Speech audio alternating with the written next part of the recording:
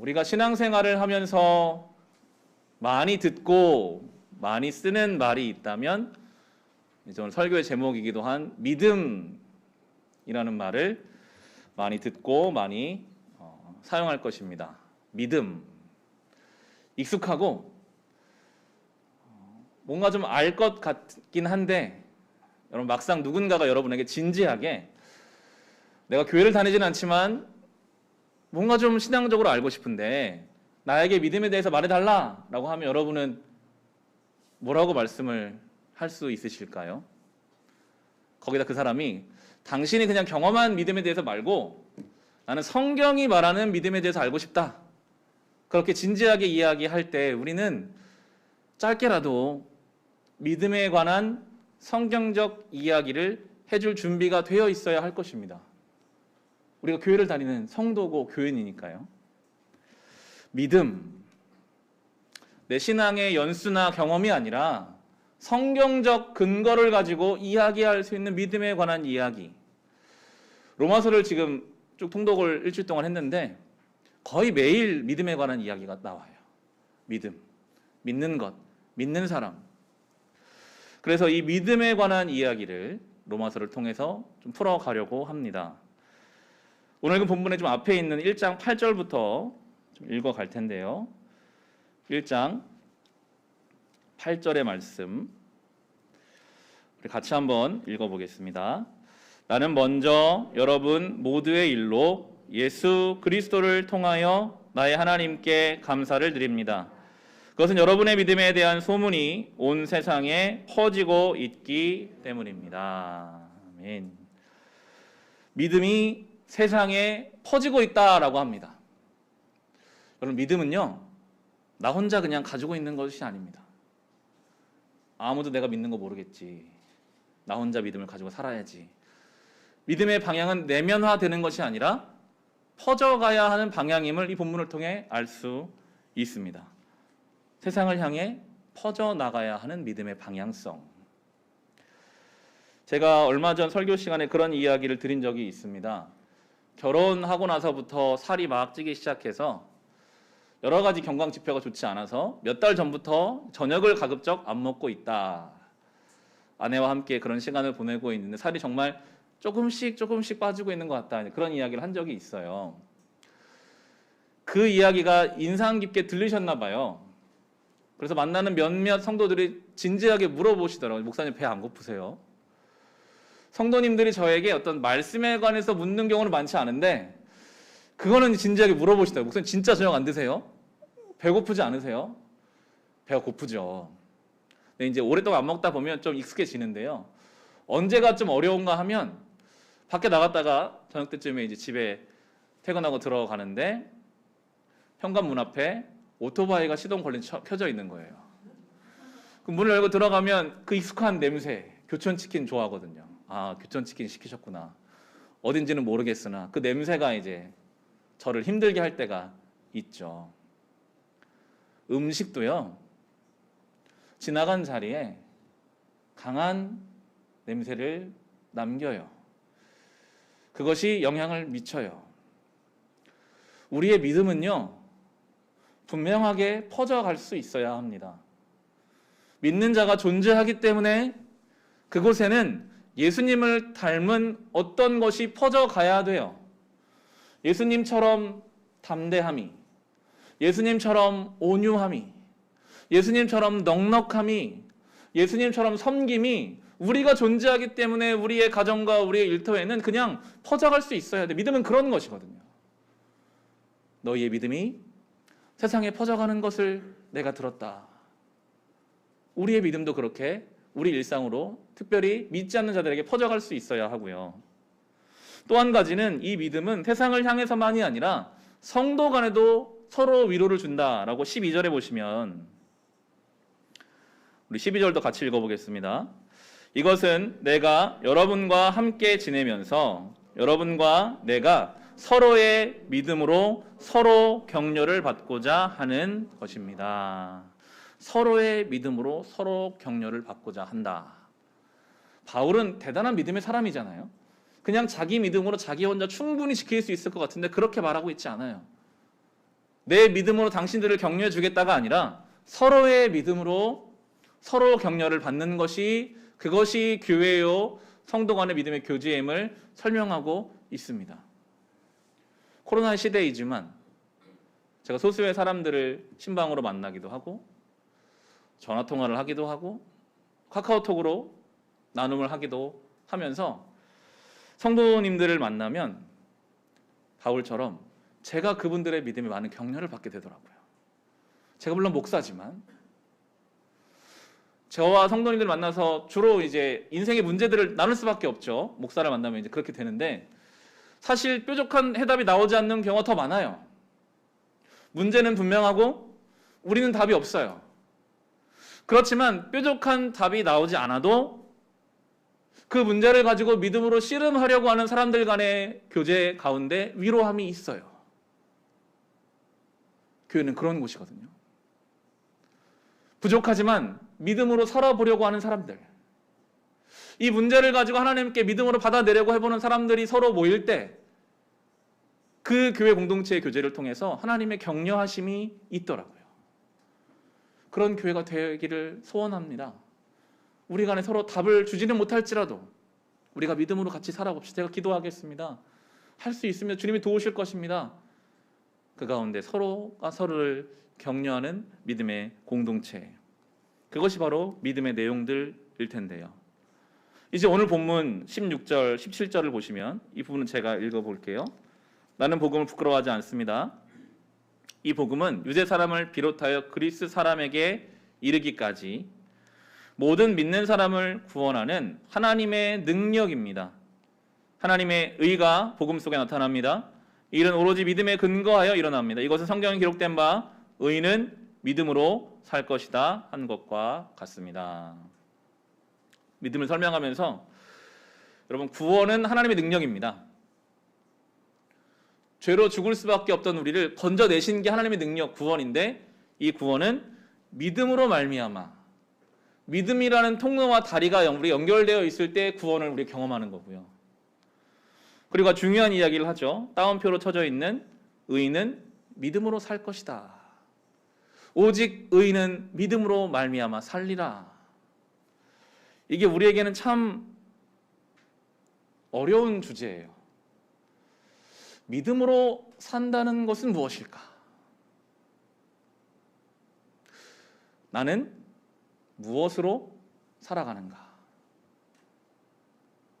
여러분, 믿음으로 산다는 것이 무엇입니까? 나는 그리고 지난 한 주, 오늘 11월 마지막 주일인데 11월 한 달, 올 한 해를 무엇으로 살았을까요? 사실은 이 질문만으로도 의미가 있고 경건에 도움이 됩니다. 여러분, 늘 한쪽 머릿속에 이 화두를 가지고 사셔야 합니다. 믿음을 산다는 것은 무엇일까? 지금 내가 믿음으로 어떻게 살아갈 수 있을까? 나는 지금 무엇으로 살고 있는가? 저희 아내가 복직했거든요. 2년 넘게 쉬다가 회사를 가니까 당연히 이제 쉽지 않죠. 그런데 이제 월급날이 좀 다가오면 사람이 좀 생기가 생기더라고요. 월급으로 말미암아 사는 건 아닐 텐데 우리의 삶에 여러 가지 삶의 동기가 있잖아요. 그렇지만 늘 우리의 중심에 그런 질문이 있어야 합니다. 하나님, 저는 지금 뭐로 살고 있을까요? 성경은 분명하거든요. 오직 의인은, 그러니까 믿는 자는요, 믿음으로 말미암아 살라고 하셨어요. 근데 저는 지금 뭐로 살고 있을까요, 주님? 왜 내 삶이 흔들리고, 왜 내 삶이 늘 불안하고, 왜 내 삶에 해결되지 않는 문제가 있을까요? 내가 혹시 믿음을 살고 있지 않아서 그런 것은 아닐까요? 하나님 앞에 그런 씨름하는 시간들이 우리에게 필요합니다. 믿음으로 산다는 것, 그것이 무엇일까? 3장으로 한번 가볼 텐데요. 마이크가 조금 울리고 있습니다. 마이크 소리를 좀 혹시 줄여줄 수 있으시면. 마이크 다 꺼져 있죠. 3장 22절부터 27절 말씀. 여기에 보면 믿음이라는 표현이 많이 나옵니다. 믿음, 믿는 것, 이런 것 나오는데 그런 것을 생각하면서 우리 같이 한번 22절부터 27절 같이 읽어보겠습니다. 그런데 하나님의 의는 예수 그리스도를 믿는 믿음을 통하여 오는 것인데 모든 믿는 사람에게 미칩니다. 거기에는 아무 차별이 없습니다. 모든 사람이 죄를 범하였습니다. 그래서 사람은 하나님의 영광에 못 미치는 처지에 놓여 있습니다. 그러나 사람은 그리스도 예수 안에서 얻는 구원으로 말미암아 하나님의 은혜로 값없이 의롭다는 선고를 받습니다. 하나님께서는 이 예수를 속죄 제물로 내주셨습니다. 그것은 그의 피를 믿을 때에 유효합니다. 하나님께서 이렇게까지 하신 것은 사람들이 이제까지 지은 죄를 너그럽게 보아주심으로써 자기의 의를 나타내시려는 것이었습니다. 하나님께서 오래 참으시다가 지금 이때에 자기의 의로우심을 나타내신 것은 하나님은 의로우신 분이시라는 것과 예수를 믿는 사람은 누구나 의롭다고 하신 것을 보여주시려는 것입니다. 그렇다면 사람이 자랑할 것이 어디에 있습니까? 전혀 없습니다. 무슨 법으로 의롭게 됩니까? 행위의 법으로 됩니까? 아닙니다. 믿음의 법으로 됩니다. 사용되는 용어들이 익숙하지 않아서 막 이렇게 머릿속에 잡히지는 않지만 이 대략적인 내용을 우리가 보면 믿음은, 복음은, 하나님은 차별하지 않으신다는 것을 알 수 있습니다. 아브라함의 육신의 혈통만 내가 구원하겠다, 그런 분이 아니세요. 부족하고 연약해도 주님만이 나의 구주이십니다 고백하는 그 믿음으로 있는 사람들을 차별 없이 구원해 주시겠다. 그들은 하나님의 기준에 못 미치는 사람들이에요. 우리 다 그래요. 그래서 예수 그리스도로 말미암아 그런 단어들이 많이 나옵니다. 너그럽게 보아주셨다, 오래 참으셨다. 그게 우리 믿음의 내용들이거든요. 그런 묵상을 하게 돼요. 구체적으로 어떻게 내가 믿음으로 살아야 하는지는 사람마다 다르지만 어떻게 사는 것이 믿음으로 사는 것이 아닌지는 좀 명확합니다. 혹시 내가 차별받지 않는 은혜를 받았음에도 내가 누군가를 차별하는 사람이라면 여러 가지 조건들이 내 안에 너무 많거든요. 내 기준이 있어요. 내 기준에 드는 사람은 좋은 사람, 마음에 드는 사람, 내 기준을 조금 벗어난 사람은 상관하고 싶지도 않고 만나고 싶지 않은 사람. 우리는 굉장한 차별성을 때로 가지고 있습니다. 믿음으로 산다는 것은 차별하지 않는 삶이거든요. 너그럽게 기다려줄 수 있어야 합니다. 그런데 조금도 기다려주지 못한다면 예수님은 나를 위해 모든 걸 내어주셨는데 내 것을 조금이라도 손해보고 싶지 않아서 벌벌 떨며 살고 있지는 않는지, 예수 믿는다고 하면서도 여유 없이, 마음의 여유 없이, 조금의 섬김 없이 사는 사람들이 있거든요. 그런 걸로 보았을 때 교회를 출석하는 것만으로 믿음으로 산다라는 말할 수는 없는 것 같아요. 우리의 삶에 차별이 없고 너그러움으로, 섬김으로 그렇게 살아가는 것, 그것이 믿음으로 살아가는 것임을 성경은 말해주고 계십니다. 이 믿음으로 산다는 것은 우리에게 참 중요한 내용이어서 이걸 좀 구체적으로 설명하는 방법은요, 이미 믿음으로 살아본 사람들을 설명하는 거예요. 성경에서 믿음으로 살았던 사람들을 우리에게 보여줍니다.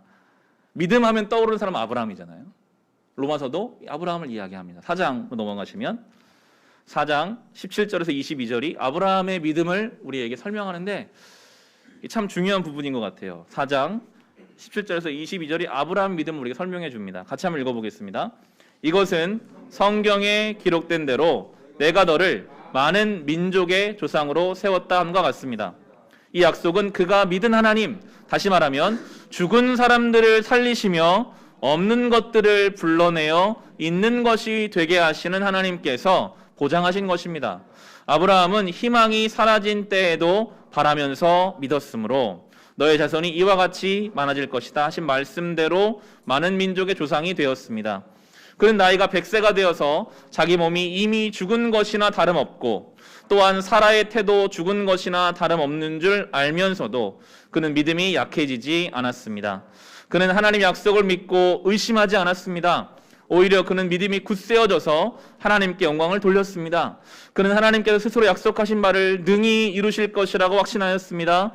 그래서 하나님께서 이것을 보시고 그를 의롭다고 여겨주셨습니다. 아멘.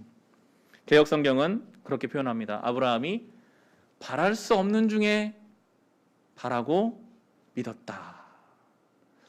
잘 요약한 것 같아요.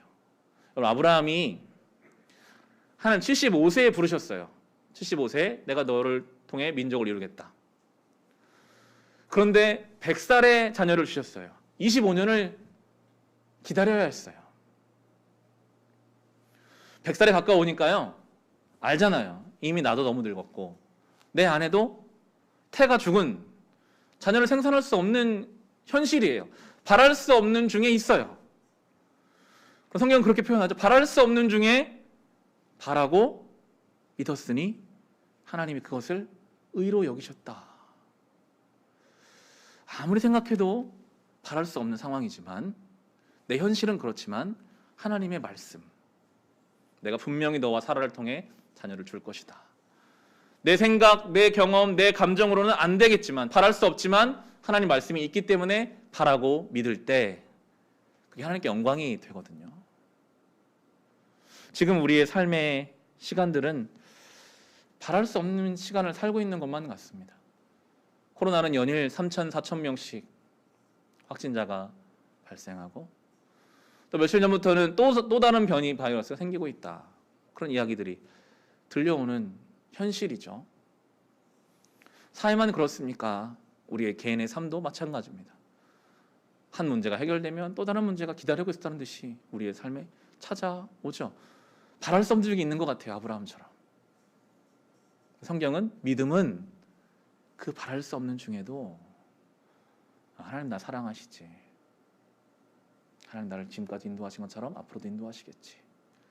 그렇게 믿는 것이 믿음이다라고 우리에게 이야기해주고 도전하고 계십니다. 그래서 그 믿음은요 사실 하나님을 향한 믿음이지만 하나님이 나를 사랑하신다는 믿음이에요. 하나님이 그냥 딱딱한 재판장이어서 잘하면 상 주고 못하면 벌 주는 그런 분이 아니라 하나님은 부족한 나를 사랑하시되 끝까지 사랑하시는 분이라는 그 하나님의 사랑을 향한 믿음이 우리에게 있기 때문에 그렇기 때문에 바랄 수 없는 게 바라고 믿을 수 있는 거거든요.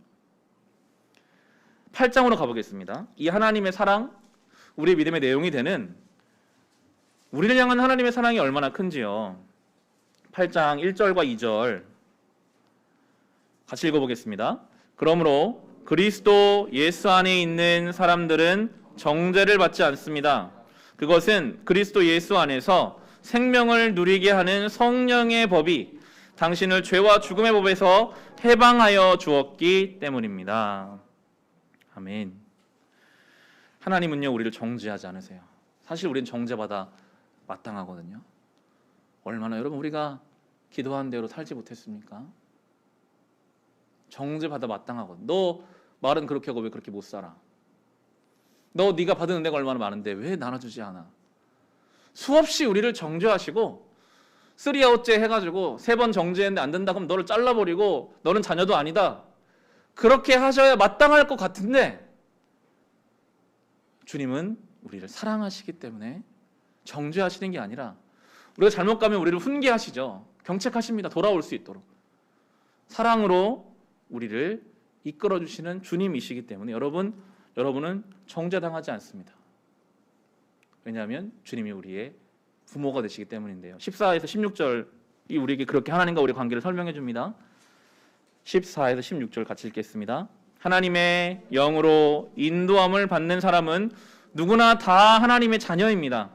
여러분은 또다시 두려움에 빠뜨리는 종살이의 영을 받은 것이 아니라 자녀로 삼으시는 영을 받았습니다.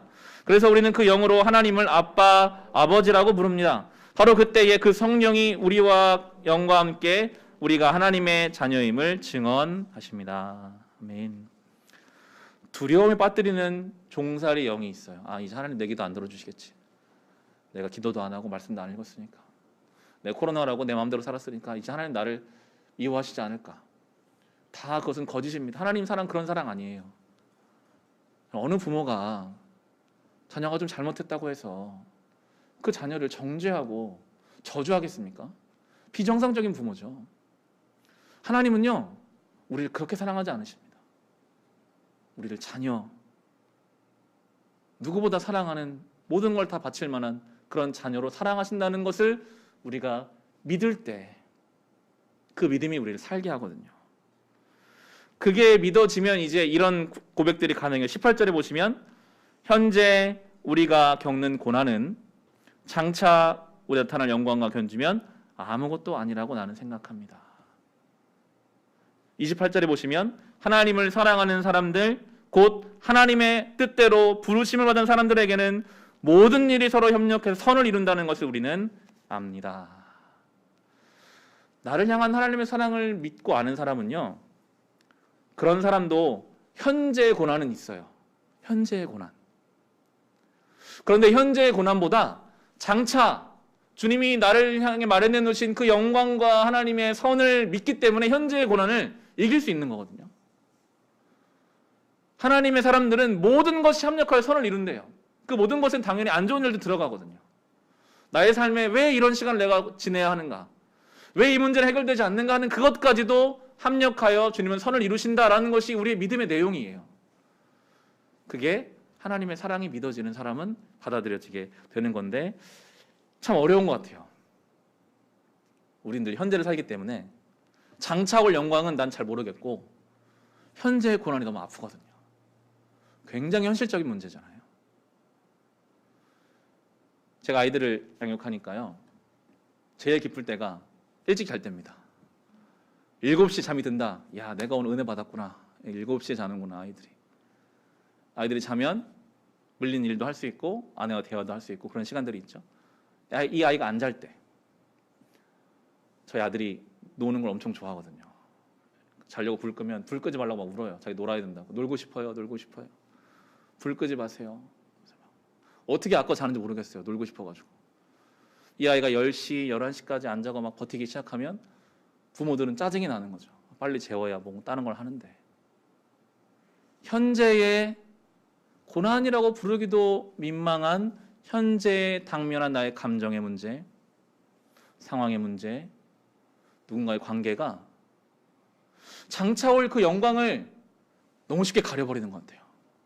예수 믿는 사람인데, 은혜 받는 사람인데 죽음을 이기신 예수 그리스도를 믿는다고 말하면서도 현재 내가 당한 어떤 그 작은 사소한 일 하나가 거기에 내가 흥분해서 말을 막 하고 딱딱한 마음으로 사람들을 대하고 감사가 사라지고 마음이 흔들리고, 그게 우리의 실존적인 모습이더라고요.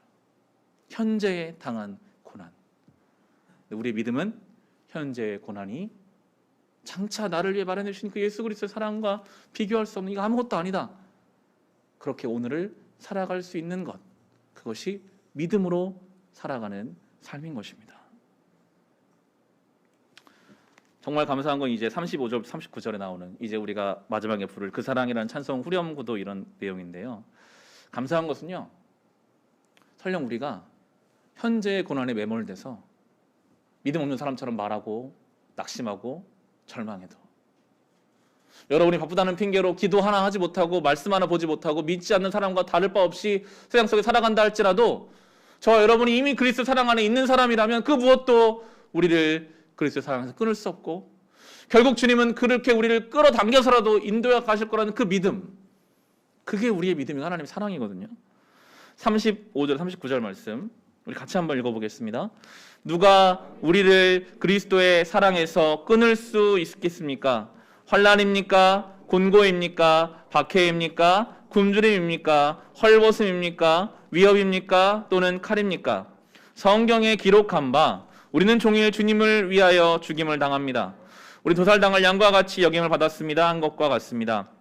그러나 우리는 이 모든 일에서 우리를 사랑하여 주신 그분을 힘입어서 이기고도 남습니다. 나는 확신합니다. 죽음도 삶도 천사들도 권세자들도 현재일도 장래일도 능력도 높음도 깊음도 그 밖에 어떤 피조물도 우리를 우리 주 예수 그리스도 안에 있는 하나님의 사랑에서 끊을 수 없습니다. 아멘. 여러분, 우리의 부족함보다 하나님의 사랑이 훨씬 큽니다. 그 무엇도 저와 여러분 하나님의 사랑에서 끊을 수 없습니다. 그게 우리의 믿음이 돼야 돼요.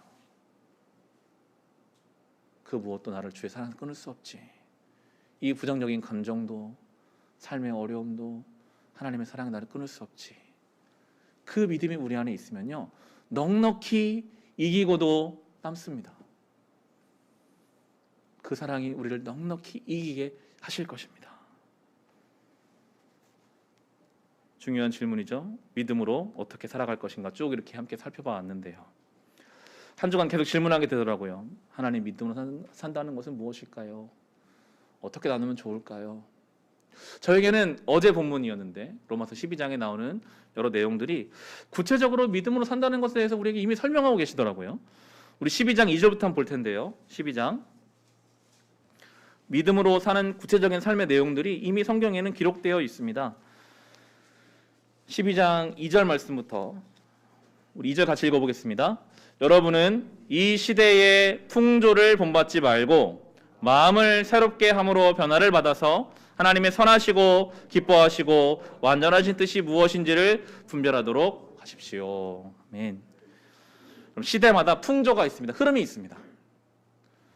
시대의 풍조를 물론 우리는 생각하고 인식해야 합니다. 그렇지만 그 풍조만 따라가서는 안 됩니다. 분별할 수 있어야 합니다. 아침마다 뉴스를 저도 챙겨 들어요. 그렇지만 여러분, 뉴스를 듣고 세상의 흐름에 내 마음을 두는 것보다 그 이상으로, 그러면 내가 이 시대 하나님의 뜻은 무엇인가를 분별할 수 있는 마음을 두셔야 돼요.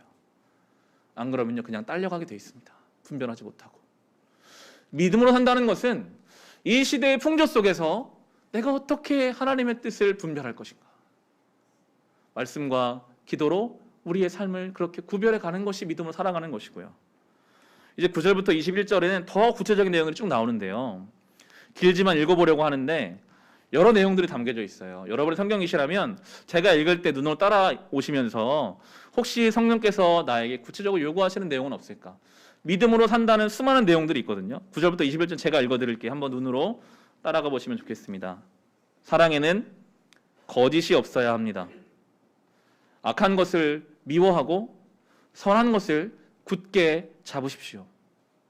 형제의 사랑으로 서로 다정하게 대하며 존경하기를 서로 먼저 하십시오. 열심을 내어서 부지런히 일하며 성령으로 뜨거워진 마음을 가지고 주님을 섬기십시오. 소망을 품고 즐거워하며 환난을 당할 때에는 참으며 기도를 꾸준히 하십시오. 성도들이 쓸 것을 공급하고 손님 대접하기를 힘쓰십시오. 여러분을 박해하는 사람들을 축복하십시오. 축복을 하고 저주를 하지 마십시오. 기뻐하는 사람들과 함께 기뻐하고 우는 사람들과 함께 우십시오. 서로 한 마음이 되고 교만한 마음을 품지 말고 비천한 사람들과 함께 사귀고 스스로 지혜 있는 채 하지 마십시오. 아무에게도 악을 악으로 갚지 말고 모든 사람이 선하다고 생각하는 일을 하려고 애쓰십시오. 여러분 쪽에서 할 수 있는 대로 모든 사람과 더불어 화평하게 지내십시오. 사랑하는 여러분, 여러분은 스스로 원수를 갚지 말고 그 일은 하나님의 진노하심에 맡기십시오. 성경에도 기록하기를 원수 갚는 것은 내가 할 일이니 내가 갚겠다고 주님께서 말씀하신다 하였습니다. 내 원수가 줄이거든 먹을 것을 주고 그가 목말라 하거든 마실 것을 주어라. 그렇게 하는 것은 내가 그의 머리 위에다가 숯불을 쌓는 삶이 될 것이다 하였습니다. 악에게 지지 말고 선으로 악을 이기십시오. 여기 나온 주제들이요, 믿음으로 사는 구체적인 방법입니다. 거짓이 없는 사랑을 하라. 이 시대는 거짓된 사랑이 많거든요. 악을 미워하고 선한 것을 굳게 잡으라. 노력하지 않으면 우리는 악을 붙잡기가 쉽거든요. 형제 사랑하기를 먼저 하라. 우리는 기다릴 때가 많아요. 먼저 하기는 싫어요. 먼저 하라고 하세요. 열심으로 부지런하고 성실하게 살며 뜨거운 마음으로 주님을 섬기라. 소망을 품고 즐거워하고 환난을 할 때는 참으래요. 그리고 기도하라. 악으로 악을 갚지 말고 선으로 악을 이겨라. 원수 갚는 것은 하나님께 맡겨라. 여러분이 여러분의 억울함을 스스로 풀려고 하지 마십시오. 하나님이 다 아십니다. 오히려 나를 박해하는 자를 위해 축복하는 것, 이런 행동들은요 믿음이 있어야 할 수 있는 행동입니다. 하나님이 살아계시고 전능하시고 나를 사랑하신다는 것을 믿을 때에만 이런 일들을 할 수 있어요. 안 그러면 못해요. 이렇게 믿음으로 살아가려는 구체적인 노력이 우리 삶에 있어야 하겠습니다. 말씀을 이제 마칩니다. 이 믿음 어떻게 우리 안에 생겨날 수 있을까요? 10장 17절 앞으로 좀 넘어가셔서 10장 17절은 성경은 구체적으로 말씀하고 있어요. 믿음이 어떻게 생겨나는가? 10장 17절에 그러므로 믿음은 들음에서 생기고 들음은 그리스도를 전하는 말씀에서 비롯됩니다. 명확합니다. 믿음은요, 말씀을 들어야 생겨요. 다른 것으로 믿음이 생길 수 없습니다. 말씀이 내 안에 들려져야 믿음이 생깁니다.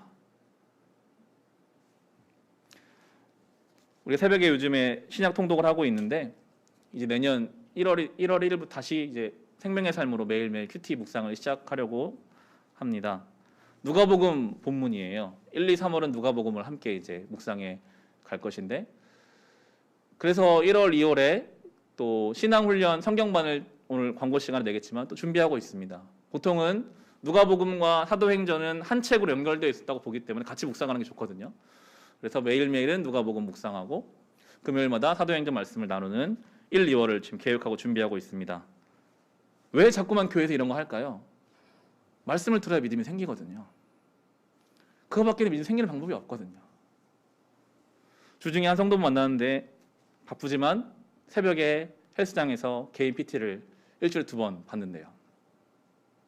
1시간 동안 그 강사와 함께 운동을 하고 나면 자기의 정말 연약함이 그 사람에게 다 드러나는 것 같아서 부끄러운 때도 있고, 건강하다고 생각했는데 안 쓰던 근육들을 막 사용해야 되니까 몸이 아프고 그런다는 걸 느낀다는 거예요. 그렇지만 땀 흘리고 운동하고 나면 피곤할 것 같은데 오히려 더 개운하게 일터에 갈 수 있다. 몸과 영혼은 비슷합니다.